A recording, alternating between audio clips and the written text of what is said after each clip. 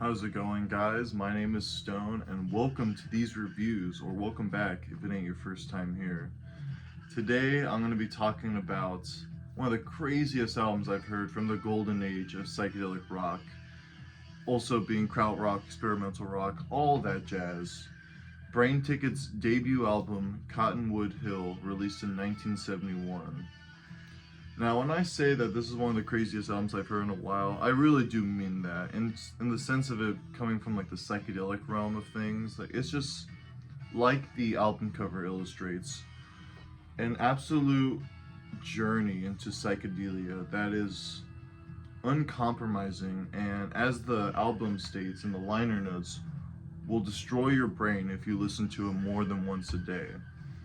Now, before going into the track listing, I will admit the first time I heard this album, I was just going through my Spotify, and Spotify, they have playlists with recommended tracks. And I remember thinking, they don't know me. They don't know what I like. They're gonna just show me some mumbo jumbo. But then the first song on that playlist was Black Sands, and that shit blew me away. I was like, wow, this is the kind of psychedelic rock I'm looking for. And then I started doing research on the album and seeing how divisive this album is amongst a lot of like psychedelic rock fans, krautrock fans. Some people call it pretentious, which I do agree. It does have a bit of pretentiousness to it.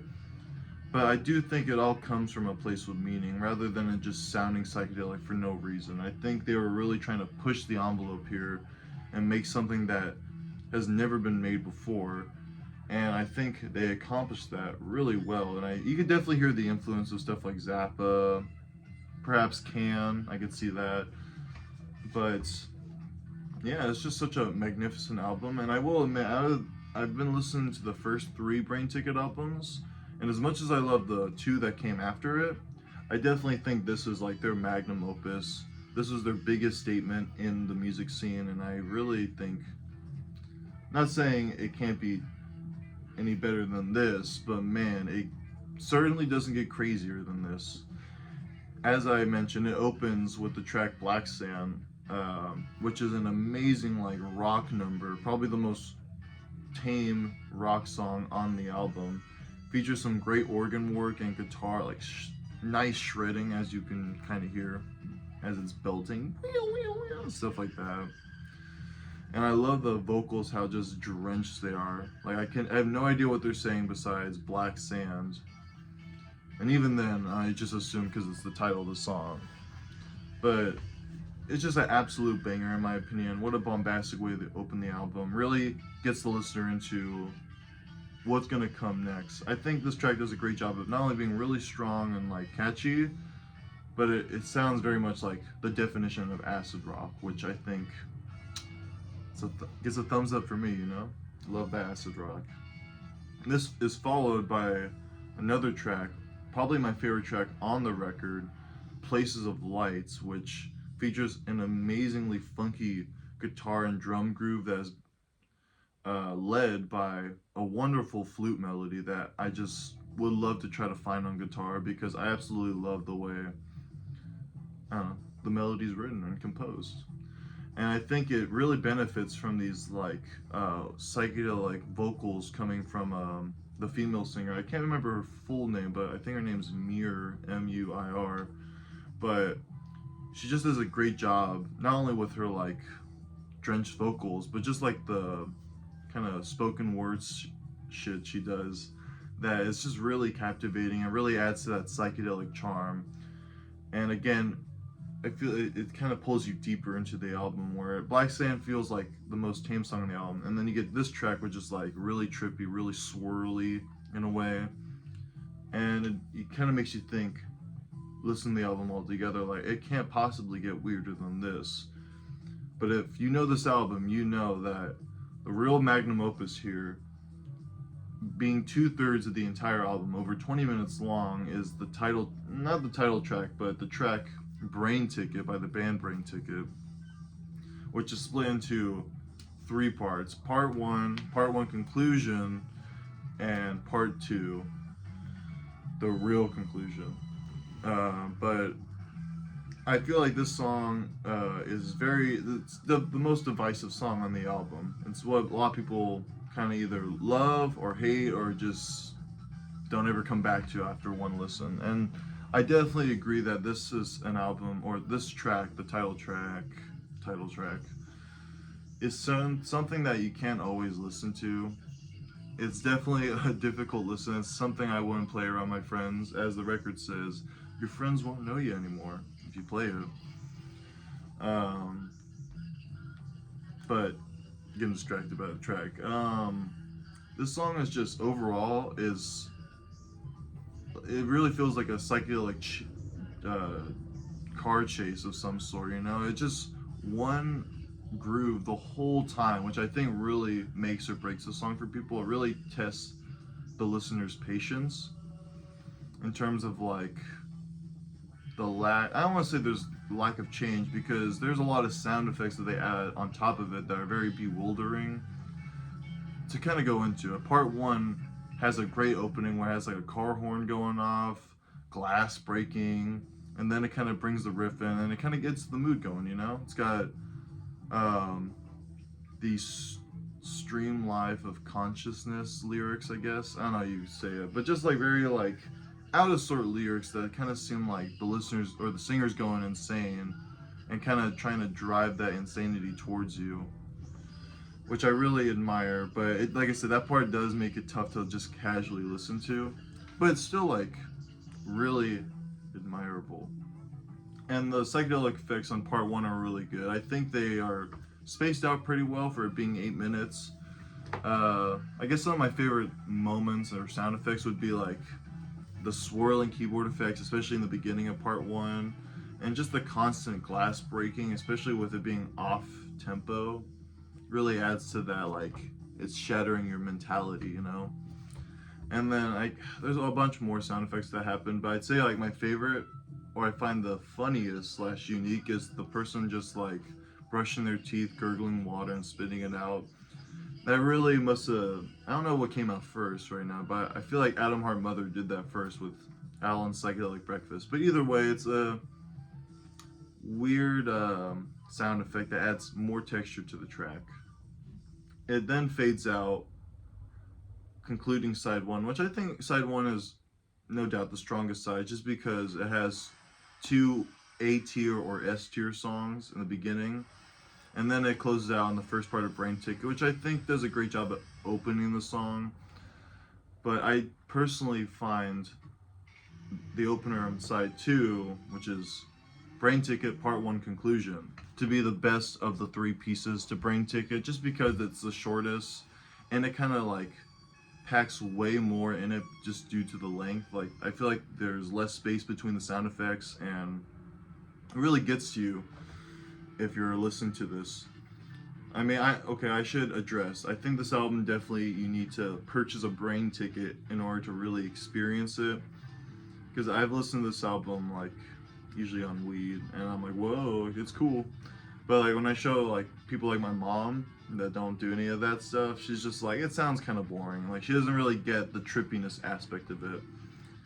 But I only showed her a snippet, of course. I didn't show her the whole 30-minute song. But anywho, part one I like the most just because it kind of is like a single version of the track. You know, if you were to put that on a single, this would be the version you'd use. And I like the way it closes on the Beethoven number. I really don't know any classical music. I assume it's Beethoven, Mozart, one of those guys where it's like dun dun dun dun dun dun dun dun.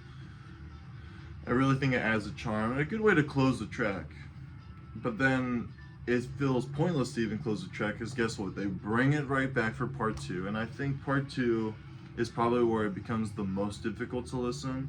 Not to say that it's scarier in any way, but I think it's just it takes too long to do sound effects and changes, in my opinion. I think it really starts to lose my interest, though there are moments that I really enjoy from part two.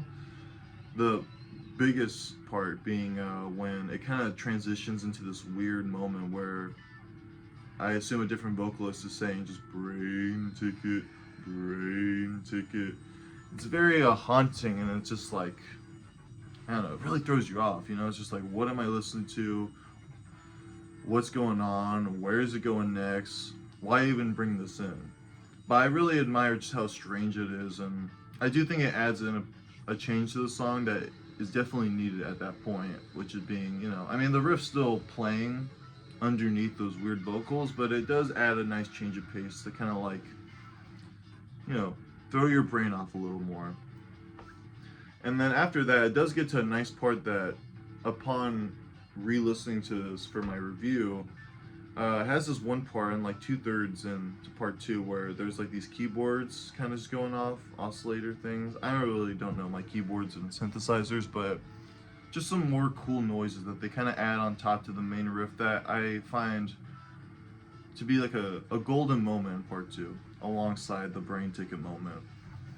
But then it does come back with Mir's vocals with the whole kind of like moanings, talking about sex stuff, which I don't think is bad at all. I haven't really talked about in this review, but I do admire it. But it is probably the most difficult part to listen to on the album, because like this guitar riff, even if there's like crazy noises and stuff going over it, it's not even that bad. It's still trippy, but I think what adds to that layer of like uncomfortability is her vocals, which I do think works to her advantage, or the advantage of the song. I just think, as I've been saying over and over, you don't want to put that on in front of your friends and be like, you like? If they listen to stuff like Kendrick or Taylor Swift, not trashing those people, because they have good music, but definitely not Brainticket music. And then it kind of closes out on such a weird note. It's just kind of like, they're like, hey, let's just put a bunch of like noises all at once together and just cut it midway through, which I think does a great job at throwing the listener back into the reality of whatever they're doing. And I don't know, I think it really helps twist the brain, understanding what you just put it through and what I just put it through by listening to this crazy LSD music. But overall though, to give it like a proper rating out of 5 stars, I would give this like a 4.5 stars. I think it does a great job at like, I don't want to say it's a perfect album, because I do think part 2 is a little rough. Maybe even a 4-star album, but it's still like, I don't know, I really respect what they were going for here, and I really admire what came out of it in terms of like just the overall atmosphere just being so acidic, so psychedelic. I'd say if you're a fan of something like Anthem of the Sun, where it has like a lot of like phasing and just weird stuff going through and in and out, this is your record. And if you're not a fan of psychedelic rock, stay away from this record. It won't do you any favors. My favorite side is clearly side 1, just because it has those 2 amazing songs opening.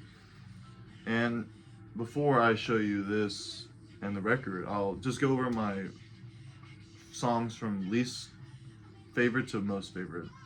I'd say my least favorite is definitely part 2 of Brainticket, then part 1 of Brainticket, then part 1 conclusion of Brainticket, then Black Sand, then Places of Light. I think Places of Light is a dope ass song that, even if you're not a fan of like too much krautrock or experimental stuff, you could still find that to be catchy and trippy.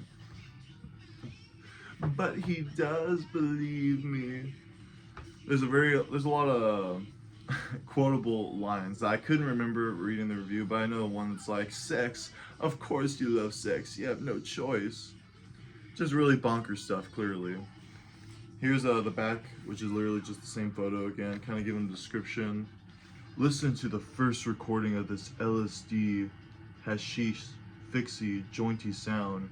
Take a trip to your inner light. See the hallucinations of reality. Rise out of the groove. Join in. You've got your Brainticket now. Hallelujah. And then I'll show you this. I assume this is what your brain's turning into when you're listening to this record. Just absolute mush. And as I quoted already, it has these 2 lines saying like, oh, after listening to this, your friends won't know you anymore, and if you listen to it more than once, your brain will be destroyed. Dang, that's not how you sell a record, you want them to listen to more. But you know what? I don't have a record out yet. Maybe I don't know what I'm doing. They know how to sell a record, apparently. But yeah, I'll show off the vinyl too, even though, oh no, I'm turning off Brainticket. It's actually a colored vinyl. I didn't really mention this, but it's a recent repressing. I really like how it looks and all, but I will admit, the drums sound really bad on this pressing. Like, they sound much worse than they do on like Spotify or something, which, I mean, it's still like, I can still play it and enjoy it, but you know, not to sound like some audiophile nerd, but you know, if you know, you know. And then, before closing out the video, I'll kind of tell a funny story about my experience. The first time listening to Brainticket, the title track, was when I was hanging out with a coworker after work. We decided to take some dabs, which, if you don't know, that's like wax weed.